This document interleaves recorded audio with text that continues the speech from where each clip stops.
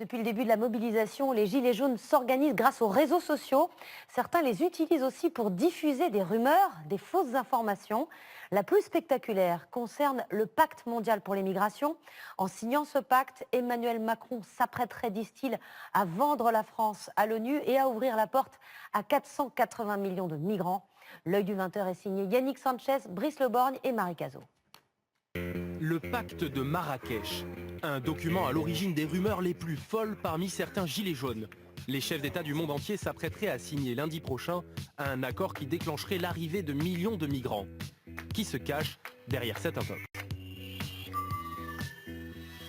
Sur les réseaux sociaux, la page du gilet jaune Maxime Nicole, surnommé Flyrider, est l'une des plus populaires.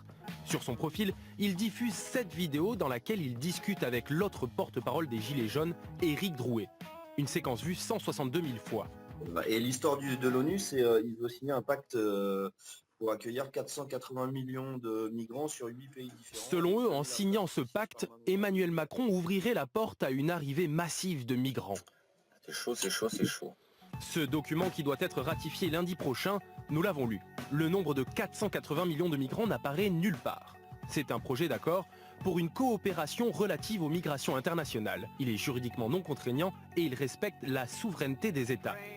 Mais il avance aussi des objectifs symboliques qui hérissent les opposants à l'immigration.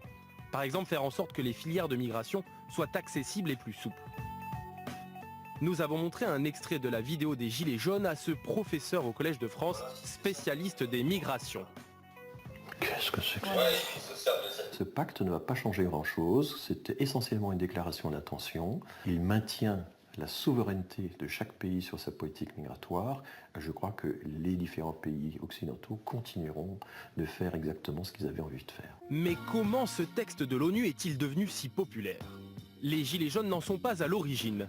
Nous avons analysé les messages publiés sur le réseau social Twitter avec les mots-clés pacte de Marrakech. Début novembre, le sujet intéresse peu. Il commence à se propager juste après le 17, première mobilisation des Gilets jaunes avec le tweet d'un ancien responsable du Front National de la Jeunesse. Le pacte de Marrakech est un pacte du diable. Mais c'est surtout après la conférence de presse de Marine Le Pen que le thème décolle. Nos dirigeants franchissent une nouvelle étape dans la submersion organisée de notre pays. Parti de l'extrême droite pour arriver chez les Gilets jaunes, c'est certainement la première fois qu'une conférence de l'ONU passionne autant.